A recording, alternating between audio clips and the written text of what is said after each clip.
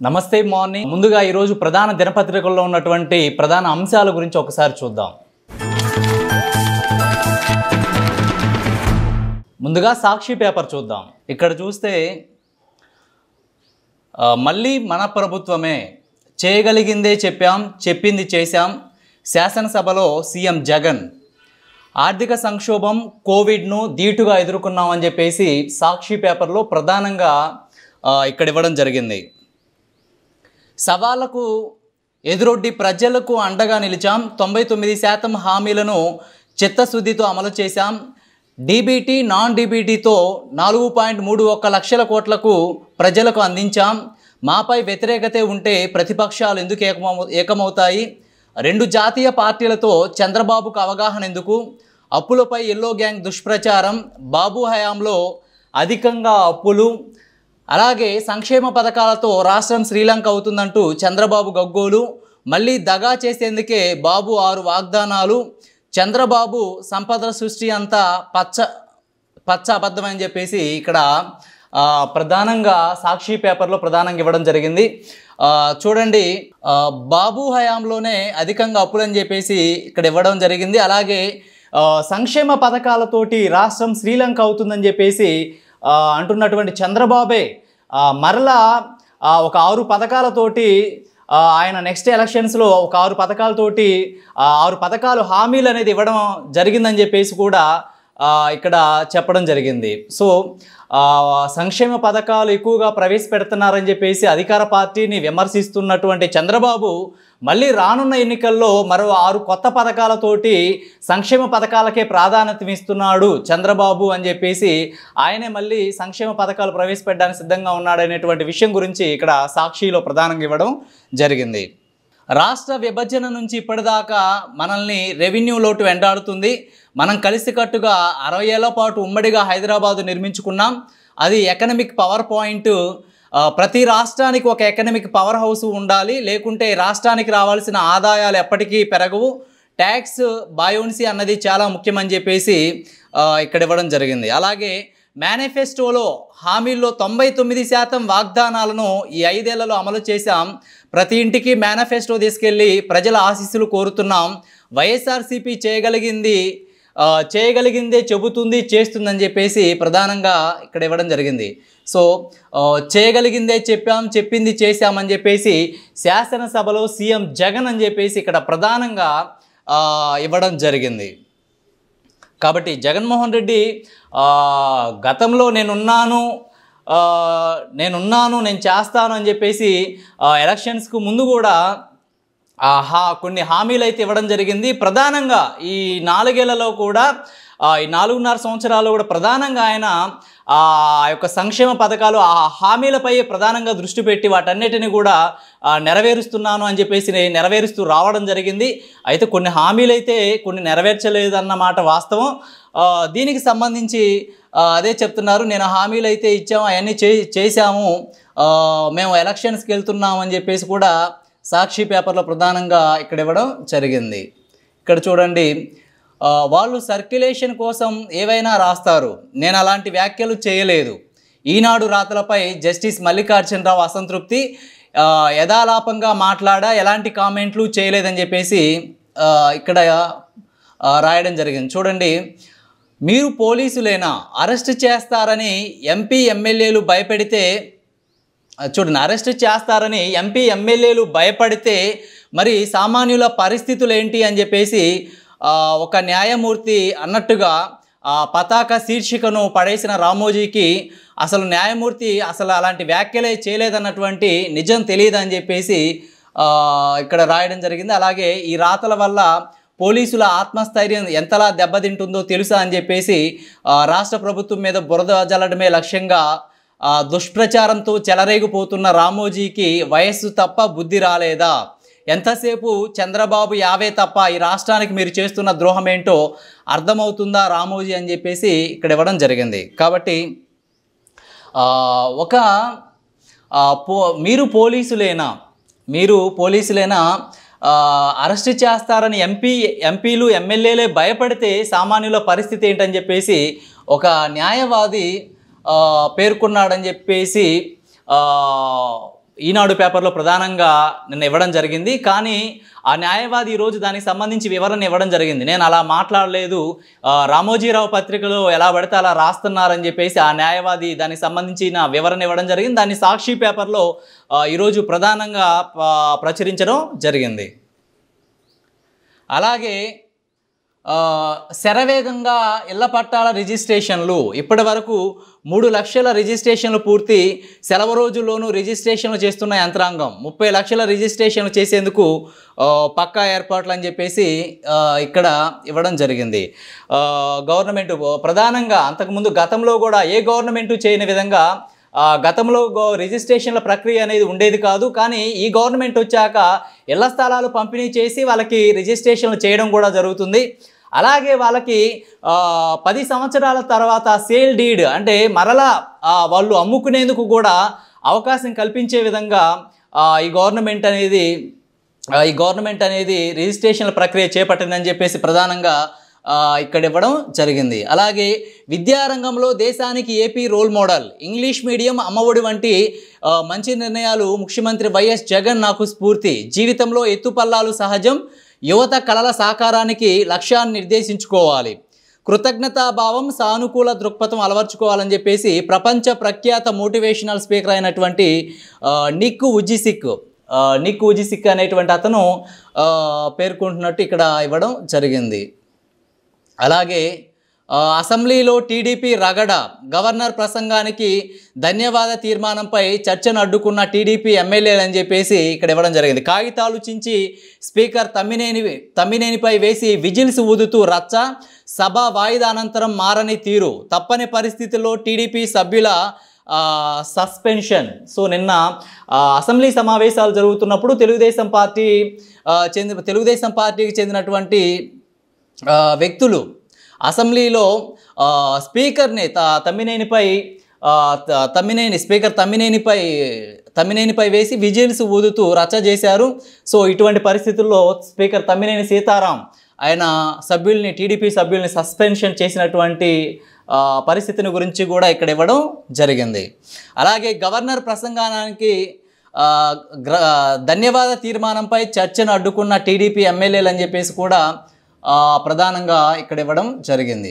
అలాగే నేడు vote on account budget అసెంబ్లీలో ప్రవేశపెట్టనున్న ఆర్థిక మంత్రి బుగ్గన, తొలి 3 నెలలకు ఓట్ ఆన్ అకౌంట్ పద్దుకు సభ ఆమోదానికి ప్రతిపాదన, ఉదయం 8 గంటలకు సీఎం జగన్ అధ్యక్షతన కేబినెట్ సమావేశం, బడ్జెట్కు ఆమోదం తెలపనున్న మంత్రివర్గం. సో ఈరోజు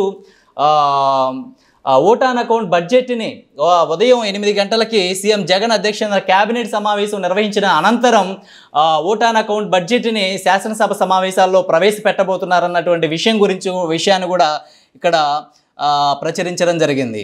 అలాగే ఇక్కడ చూస్తే బాణసంచా యూనిట్లో పేలుడు, 11 మంది మృతి అని చెప్పేసి, మరో 100 మందికి పైగా గాయాలు మధ్యప్రదేశ్లో ఘటన అని చెప్పేసి కూడా ఇక్కడ ఇవ్వడం జరిగింది.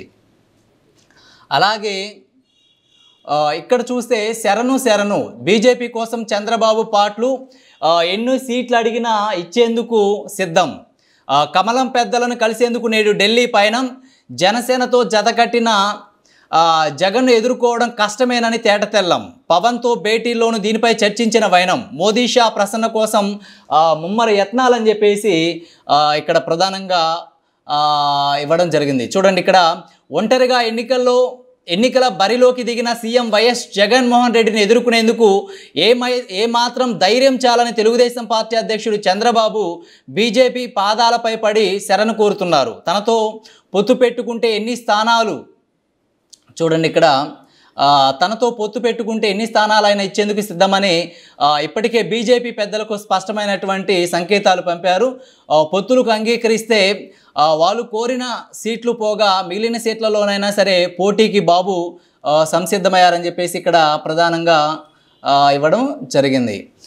సో అంతకుముందు కూడా గతంలో కూడా బీజేపీ అలాగే టీడీపీ ఇటు జనసేన పార్టీలు కలిసి ఎన్నికలకు వెళ్ళినటువంటి సందర్భాలు ఉన్నాయి, గెలిచారు అప్పట్లో గతంలో. అలాగే ఇప్పుడు కూడా ఆ తర్వాత మోదీ రాష్ట్రానికి ప్రత్యేక హోదా ఇస్తానని చెప్పేసి చెప్పడం, అలాగే రాష్ట్రానికి చెమ్ముతోటి నీళ్లు అలాగే మట్టిని తీసుకొచ్చినటువంటి పరిస్థితులు కూడా గతంలో ఉన్నాయి. ఇప్పుడు మళ్ళీ అదే సిచ్యువేషన్ రాబోయే ఎన్నికల్లో కూడా మళ్ళీ ఇటు పవన్ అలాగే బీజేపీ ప్రభుత్వం అలాగే ఇటు వచ్చేసరికి చంద్రబాబు ముగ్గురు కలిసి మళ్ళీ అదే రిపీట్ చేయబోతున్నటువంటి పరిస్థితులు అయితే మనకి కనిపిస్తున్నాయి. సో శరణు బీజేపీ కోసం చంద్రబాబు పార్టీలు ఎన్ని సీట్లు అడిగినా ఇచ్చేందుకు సిద్ధమని చెప్పేసి ఇక్కడ ప్రధానంగా ఇవ్వడం జరిగింది. ఇప్పుడు ఈనాడు పేపర్లో ఉన్నటువంటి పత్రికలో ఉన్న ప్రధాన అంశాలు ఏంటో ఒకసారి చూద్దాం. ప్రధానంగా ఈనాడు పేపర్ని పరిశీలించినట్లయితే ఇక్కడ చూడండి, విశాఖ ఉక్కుకు జగన్ తుప్పు అని చెప్పేసి పెద్ద పెద్ద అక్షరాలతోటి ఇక్కడ ఇవ్వడం జరిగింది. రాష్ట్రానికి కొత్త పరిశ్రమలు రావట్లేదు, ఉపాధి అవకాశాలు దొరకట్లేదు మొర్రో అని ఒక పక్క నుంచి మొత్తుకుంటుంటే, మరో పక్క ఏపీలోని ఏకైక అతిపెద్ద పరిశ్రమ విశాఖపట్నం స్టీల్ ప్లాంట్ను కాపాడలేకపోతుంది జగన్ ప్రభుత్వం అని చెప్పేసి ఈనాడు పత్రికలో ప్రధానంగా ఇవ్వడం జరిగింది. చూడండి, సీఎం జగన్ నిర్లక్ష్య వైఖరి విశాఖపట్నం స్టీల్ ప్లాంట్ పాలిట శాపంగా మారింది. విశాఖ ఉక్కుపై ప్రైవేటీకరణ కత్తి వేలాడుతున్నా దాన్ని ఆదుకునేందుకు ప్రయత్నించకపోగా ఇంకా కష్టాల్లో కూరుకుపోయేలా వ్యవహరిస్తున్నారని చెప్పేసి ఇక్కడ ప్రధానంగా ఇవ్వడం జరిగింది. అలాగే ఇక్కడ చూస్తే ఏ ప్రభుత్వం వచ్చినా 8 పథకాలు అమలు చేయాల్సిందే, వాటిని ఎవరు తొలగించలేరు, ఏడాదికి 52,700 కోట్లు ఖర్చు, అఖండ మెజారిటీతో గెలుస్తాం, పూర్తిస్థాయి బడ్జెట్ ప్రవేశపెడతాం, శాసనసభలో ముఖ్యమంత్రి జగన్మోహన్ రెడ్డి దద్దరిల్లిన సభ అని చెప్పేసి ఇక్కడ ఇవ్వడం జరిగింది. అలాగే నిత్యావసర ధరల పెరుగుదలపై తెలుగుదేశం పార్టీ వాయిదా తీర్మానం తిరస్కరించిన స్పీకర్ అని చెప్పేసి కూడా ఇక్కడ ఇవ్వడం జరిగింది. అలాగే చర్చకు పట్టుబడుతూ తెలుగుదేశం పార్టీ సభ్యుల తీవ్ర నిరసన, కాగితాలు చింపి స్పీకర్పై విసిరిన సభ్యులు, ఇలా చేస్తే తాము రెచ్చిపోతామన్న మంత్రి అంబటి, తొడగొడితే కుర్చీ రావడానికి సినిమా కాదు అని చెప్పేసి అన్న అబ్బయ్య చౌదరి, గందరగోళం మధ్యనే ఒకరోజు తెలుగుదేశం పార్టీ సభ్యుల సస్పెన్షన్ అని చెప్పేసి ఇక్కడ ఇవ్వడం జరిగింది. అలాగే నిత్యావసర ధరల పెరుగుదలపై తెలుగుదేశం పార్టీ వాయిదా తీర్మానం అని చెప్పేసి కూడా పేర్కొనడం జరిగింది. ధరలు, పన్నులు, ఛార్జీల భారం తగ్గించాలంటూ బై బై జగన్ అని నినాదాలు చేస్తూ అసెంబ్లీకి ప్రదర్శనగా వెళ్తున్నటువంటి తెలుగుదేశం పార్టీ ఎమ్మెల్యేలు, ఎమ్మెల్సీలు అని చెప్పేసి ఇక్కడ పేర్కొనడం జరిగింది. సో రాష్ట్రంలో మరి నిత్యావసర ధరలు రోజు రోజుకి మరి రాష్ట్రంలో నిత్యావసర ధరలు విపరీతంగా పెరిగిపోతున్నాయి. ఇటు చూస్తే మరి జీతభత్యాలు అయితే పెరగట్లేదు, కానీ రాష్ట్రంలో రోజు రోజుకి ధరలు అయితే పెరిగిపోతున్నాయి. కాబట్టి ఆదాయ పెరుగుదల అనేది కూడా ఉద్యోగుల యొక్క ఆదాయ స్థితిగతుల్లో ఎటువంటి మార్పు రావట్లేదు. కాబట్టి నిత్యావసర ధరలు పెరుగుతున్నాయి కాబట్టి వాటిని తగ్గించుకోవాల్సినటువంటి అవసరం ఎంతైనా ఉంది. దీనికి సంబంధించి నిన్న ధరల పెరుగుదలకు సంబంధించి అధికార పార్టీకి చెందినటువంటి తెలుగుదేశం పార్టీ ఎమ్మెల్యేలు, ఎమ్మెల్సీలు అందరూ కూడా ధరలు, పన్నులు, ఛార్జీల భారం తగ్గించాలంటూ నినాదాలు చేస్తూ అసెంబ్లీకి ప్రదర్శనగా వెళ్తున్నటువంటి తెలుగుదేశం పార్టీ ఎమ్మెల్యేలు, ఎమ్మెల్సీలు అని చెప్పేసి ఇక్కడ ప్రధానంగా ఇవ్వడం జరిగింది. అలాగే ఇక్కడ చూడండి, సర్పంచుల అసెంబ్లీ ముట్టడి ఉద్రిక్తం అని చెప్పేసి ఇవ్వడం జరిగింది. సో అయితే 14-15వ ఫైనాన్స్ కమిషన్ ఆర్థిక సంఘానికి సంబంధించినటువంటి నిధుల్ని ప్రభుత్వం అనేది వాళ్ళకి దక్కాల్సినటువంటి పంచాయతీలకు దక్కాల్సినటువంటి నిధుల్ని ప్రభుత్వం ఈరోజు ఉపయోగించుకుంటుందని చెప్పేసి దానిలో భాగంగా ఇక్కడ సర్పంచులంతా కూడా అసెంబ్లీని ముట్టడించడం జరిగింది. అయితే ఏడాది తీసుకొచ్చినటువంటి 20వ జీవో ప్రకారం ఉన్నటువంటి 100% నిధుల్లో కూడా 15% నిధులు జిల్లా పరిషత్కి, అలాగే ఒక 15% నిధులు మండల పరిషత్కి కేటాయించాల్సి ఉంది. అలాగే మిగతా 70% మాత్రమే పంచాయతీలకు ఇవ్వడం జరుగుతుంది. మరలా ఈ 70%లో కూడా 50% అయితే శానిటేషన్ యొక్క జీతభత్యాల కింద కానీ, అలాగే పెండింగ్లో ఉన్నటువంటి కరెంటు బిల్లులకు కానీ ఒక 50% చెల్లించడం జరుగుతుంది. ఒక్క 20% మాత్రమే ఈ పంచాయతీలకి నిధులు అనేది కేటాయించడం జరుగుతుంది. ఆ 20%లోనే ఈ సీసీ రోడ్లు కానీ వీటన్నిటిని కూడా పంచాయతీ కింద అభివృద్ధి కింద నిధులన్నిటిని కూడా వినియోగించడం జరుగుతుంది. అయితే ఉన్నటువంటి నిధుల్లో ఆ శానిటైజేషన్ కింద కేటాయించినటువంటి నిధులను కూడా ఈరోజు మరి ప్రభుత్వ అవసరాలకి వినియోగించుకుంటుంది అనేటువంటి దాని కింద మరి కేంద్ర ప్రభుత్వానికి పంచాయతీ సర్పంచులంతా కూడా కేంద్ర ప్రభుత్వానికి లేఖ రాయడం జరిగింది. కేంద్ర ప్రభుత్వం వీటికి సంబంధించి వచ్చేసి ఇక్కడ పరిశీలన దర్యాప్తు కూడా చేసింది. అయితే ఈ నిధులని శానిటైజేషన్ కింద నిధులన్నిటినీ కూడా శానిటైజేషన్కి రావాల్సిన నిధుల్ని ప్రభుత్వం ఉపయోగించుకుంది అని చెప్పేసి ఈ సర్పంచులంతా కూడా ఇలా దుర్వినియోగం చేస్తుంది, వీరికి దక్కాల్సిన నిధులను అలా ఉపయోగించుకుంటుందని చెప్పేసి సర్పంచులంతా కూడా డిమాండ్ చేయడం, మా నిధులు మాకే ఇవ్వండి అని చెప్పేసి డిమాండ్ చేయడం జరుగుతుంది. అయితే ఈ ప్రభుత్వం ఏం చెప్తుందంటే ఈ నిధులన్నిటినీ కూడా మేము గతంలో ఇచ్చినటువంటి 20వ నెంబర్ జీవో ప్రకారం మాత్రమే వాటిని ఉపయోగించుకోవడం జరుగుతుందని చెప్పేసి ప్రభుత్వం కూడా దానికి సమాధానం అనేది ఇవ్వడం జరుగుతుంది. అలాగే జగన్ను ఇంటికి పంపేందుకు ప్రజల సిద్ధం, నడి రోడ్డుపై కానిస్టేబుల్ను స్మగ్లర్లు చంపేశారు, రాష్ట్రంలో పోలీసులకు రక్షణ ఉందా, వాలంటీర్లు నా స్టార్ క్యాంపెయిన్లు, గంగాధర నెల్లూరులో జరిగిన రా కదలిరా సభలో చంద్రబాబు ధ్వజం అని చెప్పేసి ఇక్కడ ఇవ్వడం జరిగింది. అలాగే జగనన్న పాపాలు, ఊరూరా వాలంటీర్లు, అన్ని చోట్ల జగన్ అరాచకాలని చెప్పేసి ఇక్కడ ఇవ్వడం జరిగింది. అలాగే వైకాపాలో చేరలేదని హత్యాయత్నం, దాడి చేసి కాళ్ళు విరగ్గొట్టి పరారైనటువంటి కార్యకర్తలు పల్నాడు జిల్లాలో ఘటన అని చెప్పేసి ఇక్కడ ఇవ్వడం జరిగింది. అలాగే తొక్కించి చంపేశారు, కానిస్టేబుల్ను పొట్టన పెట్టుకున్న ఎర్రచందనం స్మగ్లర్లు, అన్నమయ్య జిల్లాలో దారుణం. అన్నమయ్య జిల్లాలో ఎర్రచందనం స్మగ్లర్లు ఘాతుకానికి పాల్పడ్డారు. ఏపీ ఎస్పీ 14వ బెటాలియన్కు చెందిన కానిస్టేబుల్ గణేష్ను వాహనంతో ఢీకొట్టి చంపేశారు. పీలేరు నియోజకవర్గం కంభంవారిపల్లి మండలం ఎంబీపల్లి గ్రామ సరిహద్దులో ఈ ఘటన చోటు చేసుకుందని చెప్పేసి ఇక్కడ ప్రధానంగా ఇవ్వడం జరిగింది. కాబట్టి కానిస్టేబుల్ను పొట్టను పెట్టుకున్న ఎర్రచందనం స్మగ్లర్లు అన్నమయ్య జిల్లాలో దారుణం అని చెప్పేసి ఇక్కడ ఇవ్వడం జరిగింది. అలాగే ఆంధ్రజ్యోతి పేపర్లో ఉన్నటువంటి ప్రధానమైనటువంటి అంశాలు ఏంటో ఒకసారి చూద్దాం. ఆంధ్రజ్యోతి పత్రికను పరిశీలిద్దాం. ఇక్కడ చూడండి, ఓర్ మాస్ దోపిడీ అని చెప్పేసి ప్రధానంగా ఇవ్వడం జరిగింది. నిన్న బీచ్ శాండ్, ఇప్పుడు ఐరన్ ఓరు, జగన్ సమర్పించు భారీ దోపిడీ టెండర్ అని చెప్పేసి జ్యోతి పేపర్లో ప్రధానంగా ఇవ్వడం జరిగింది. ఎన్సీపీ అజిత్ ఇదే, ఎన్నికల గుర్తు వారికే ఎలక్షన్ కమిషన్ ప్రకటన, వ్యవస్థాపకుడు పవార్కు దక్కని పార్టీ, నేటి మధ్యాహ్నంలోగా కొత్త పేరు చెప్పాలని సూచన అని చెప్పేసి ఇక్కడ ఇవ్వడం జరిగింది. అలాగే రండి మాట్లాడుకుందాం, చంద్రబాబుకు అమిత్ షా ఫోన్, నేటి ఢిల్లీకి టీడీపీ అధినేత చంద్రబాబు, నేటి రాత్రి అమిత్ షాతో సమావేశం, జేపీ నడ్డా కూడా పాల్గొనే అవకాశం, టీడీపీతో పొత్తు కోరుకుంటున్న బీజేపీ, అలాగే దానిపై చర్చించేందుకే బాబుకు పిలుపు, గతంలోనే తమ వైఖరి చెప్పిన లోకేష్ ఇప్పుడేం జరుగుతుంది అనేటువంటి దానిపై ఆసక్తి అని చెప్పేసి ఇక్కడ రండి మాట్లాడుకుందామని చెప్పేసి ఇవ్వడం జరిగింది.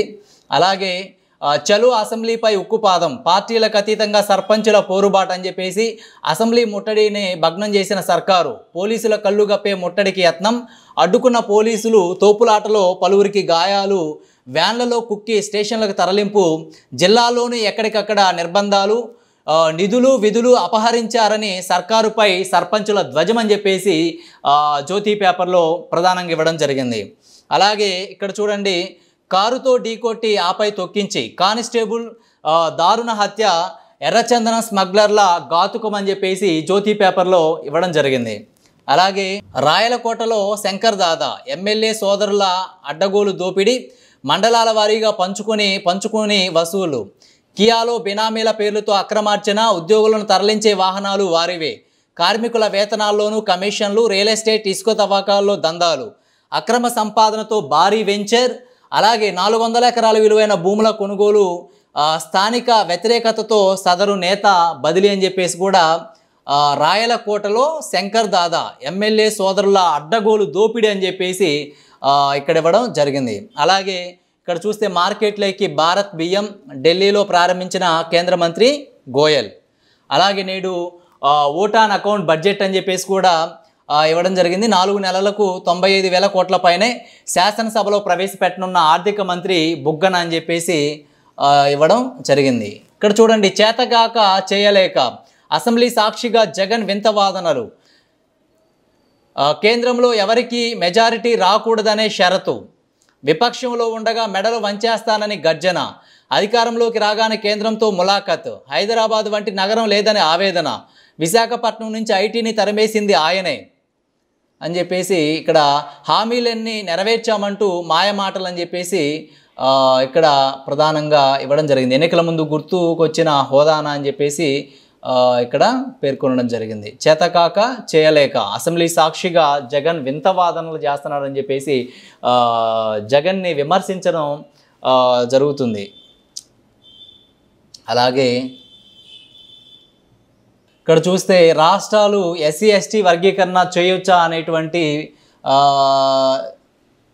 వర్గీకరణ చేయొచ్చా అని చెప్పేసి ఇక్కడ ప్రధానంగా ఇవ్వడం జరిగింది. చూడండి, సుప్రీంలో 7 సభ్యుల రాజ్యాంగ ధర్మాసనం విచారణ, పంజాబ్ రిజర్వేషన్ల చట్టం పైన పరిశీలన, ఏపీ కేసును ఉటంకించిన పిటిషనర్లు, రాష్ట్ర ప్రభుత్వాలు ఎస్సీ ఎస్టీల వర్గీకరణ చేయొచ్చా అనే అంశంపై న్యాయపరమైన ప్రశ్నలను పరిశీలించేందుకు 7 సభ్యుల సుప్రీంకోర్టు రాజ్యాంగ ధర్మాసనం ఏర్పాటైందని చెప్పేసి ఇక్కడ ప్రధానమైనటువంటి ప్రధాన పేపర్లో ఇవ్వడం జరిగింది. సో రాష్ట్రాలు కూడా ఎస్సీ ఎస్టీ వర్గీకరణ చేయొచ్చా, రాష్ట్రాలు కూడా ఎస్సీ ఎస్టీ వర్గీకరణ చేయొచ్చా అనేటువంటి అంశానికి సంబంధించి మరి 7 సభ్యులతోటి సుప్రీంకోర్టు ప్రధాన ధర్మాసనం దానికి సంబంధించి కూడా ప్రత్యేకమైనటువంటి ధర్మాసనం అనేది దీనికి సంబంధించి ప్రత్యేకమైనటువంటి ధర్మాసనం ఏర్పాటైందని చెప్పేసి కూడా ఇక్కడ ఇవ్వడం జరిగింది. సో ఇవి ఇప్పటి వరకు ఉన్న అప్డేట్స్. మరిన్ని అప్డేట్స్ కోసం చూస్తూనే ఉండండి H6 న్యూస్.